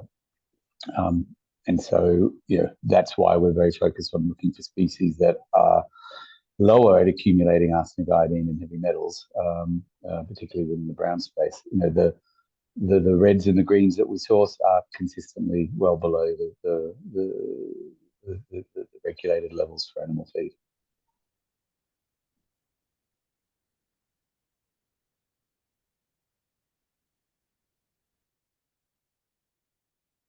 Something, Simon? I lost him.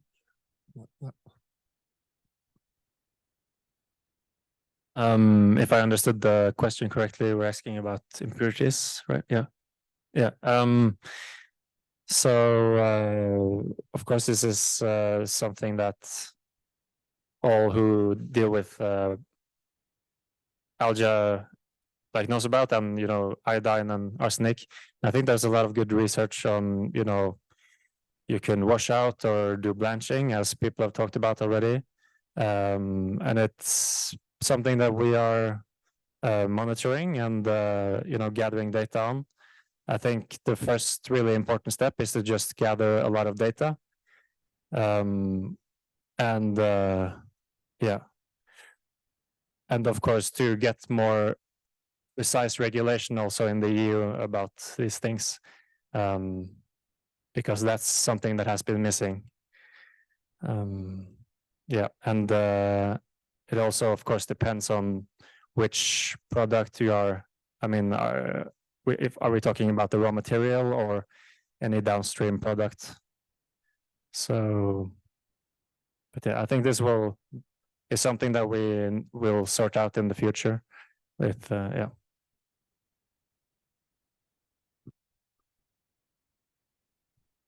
We have another question online, which is actually addressed to all speakers. In your opinions, what is the largest hurdle for larger scale production in Europe, be it from wild harvesting or cultivation?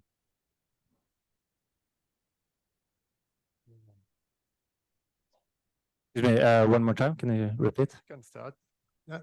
Can you repeat, please? Yes, the question is, in your view, what is the largest hurdle to broader development of the seaweed sector in Europe, be it starting from harvesting or from cultivated seaweed? I don't know if, I'm not that very updated on the European market as a whole. Maybe someone else. Sure, I guess from our perspective at Ocean Harvest Technology, using the product into the animal feed sector, the key one is probably cost, particularly for the wild sourced harvested seaweeds. The cultivated seaweed by nature are going to be too expensive for the animal feed sector. So hence around the world we do use wild sourced seaweeds. And we collect, our suppliers collect ascophyllum, from wild harvest around many parts of Europe. But it's our most expensive seaweed of the reds, the greens, and the browns that we use. So finding cost-effective ways of, I guess, harvesting the natural biomass that occurs, particularly for ulva. I mean, there's this huge invasive ulva blooms around Europe, and if that could be sourced economically at lower costs, then it could certainly grow Europe's contribution to the provision of raw material into animal feed supply chains. I think on cultivation, again, we're not the best to comment on that, because no matter where it's cultivated, it's really going to be too expensive for the animal feed chain. Yeah, I'll leave someone else to comment on that.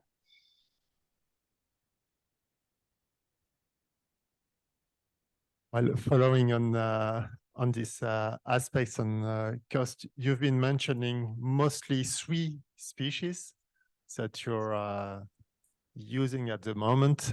Have you been considering others? Yeah. And is it a question of, efficiency, or indeed limitations around cost or availabilities that are refraining you for extending your product to a broader range of species? Look, I think up until recently, there's been sufficient biomass of the species that we source that we've been comfortable with that. Now that the end market's really started to take off, and we're increasing our production materially each year, we have started to look at additional seaweed species, and can we get the same bioactive compounds in those? There are other species that we don't use that we know have bioactive compounds there, but there just isn't visibility that biomass is available. So it's not just cost; it is around biomass availability. And as I said, in Europe, we do see biomass availability, particularly in the greens, but that's when cost comes into play. We've recently started sourcing an additional green seaweed, for example, in Southeast Asia, which doesn't quite have everything in that, but it has enough in there to warrant inclusion in our recipes. And now we're scaling up to include that.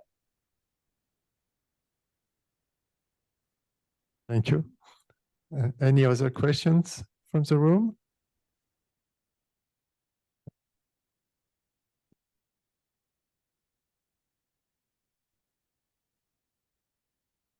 Thank you. I had a question for the person from CIEMSA. She mentioned that you are exploring new extraction processes. I would like to know if you can share what kind of processes you are considering for the extraction. Doesn't matter. Sorry, that's for CIEMSA, you said? Yeah. So she's gone. Okay. Yeah, doesn't we will matter. keep it. Okay, very much. Yeah, thanks.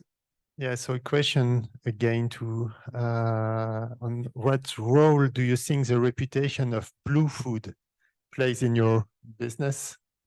Because indeed, we talked a bit earlier on consumer perceptions, but how do you see it impact your development in terms of usage of seaweed as a raw material? I mean, I see that happening in a couple of phases. I see it happening directly with the B2C products first, where it's sold direct to a consumer.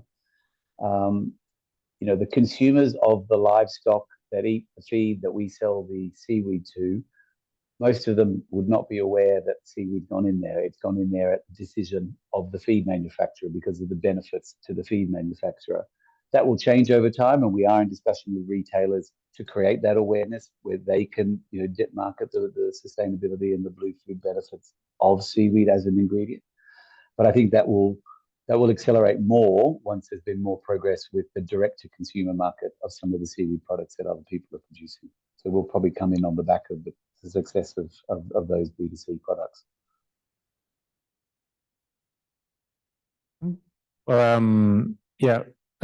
So food is not something that we focus that much on for the moment. It's more of like something we have plans for in the long run.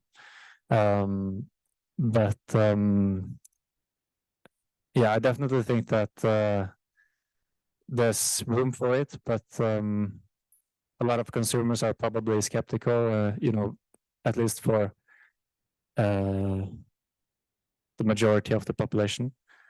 But I think this is changing, I guess. Yeah. Well, even for if it's not directly food, but for your alginates, which are also sold in the food market, the origin is also probably having a role, no? That the origin? Well, the origin from seaweed as a, potentially renewable source and... Oh, okay. I'm sorry, I misunderstood. Well, yes. Alginate is, our main focus, of course.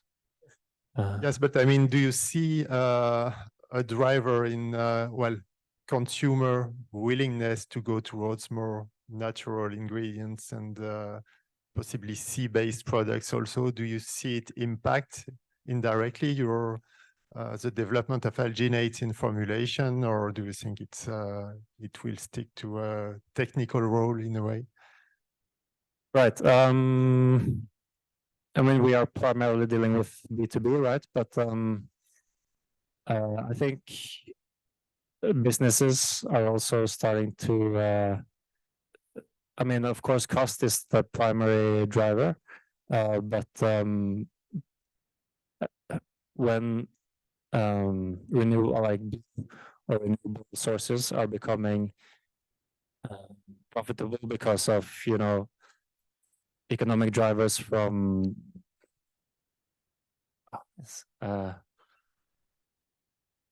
well, for example, LCA is starting to become more prevalent as a way of having solid ways of proving that your product is sustainable, for example. And this is always, I think, going to be a bigger driver going forward than just costs.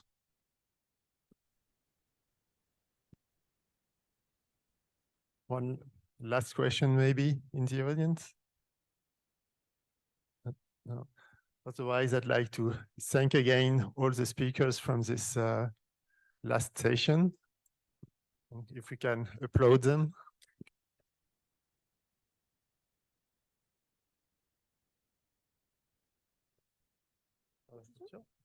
Yeah.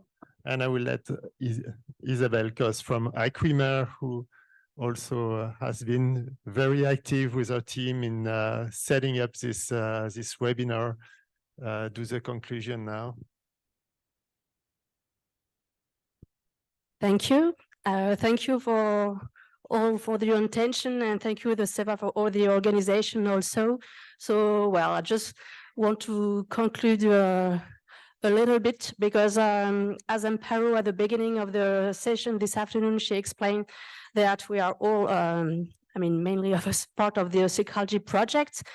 The event of this afternoon was the first event that we are going to organize in this project. So it was on, as you have seen, on seaweed cultivation and harvesting. And we will have another one, actually every year during the 4 years of the project, we will have some event. So next year we will have another event, a workshop or a webinar, and it will be focusing on microalgae in Europe. So normally it will be during the autumn of next year. And still in the project with the SEVA will organize another event, and it will be a training session, normally at the SEVA in Brittany, in the west of France. So it will be a 1 or 2 days training, and it will be organized normally just before the summer of next year, but it will have a focus also on the algae markets, macro and microalgae in Europe. So let's keep in touch, if I can say that, because it was just the first event of the project. So we'll have many others. So please follow our website, our social networks from the project, and you will have information in the coming months for the new events. And about the event of this afternoon, we will see with the speakers if it's possible to publish their presentation. And in any case, you will have information about the event of this afternoon, some pictures and some a replay of also of the event in the coming weeks. So thank you, everybody. I don't know if Amparo, if you want to add something or okay. So thank you for being here, and thank you for those online. And we wish you a nice evening and see you next time. Thank you.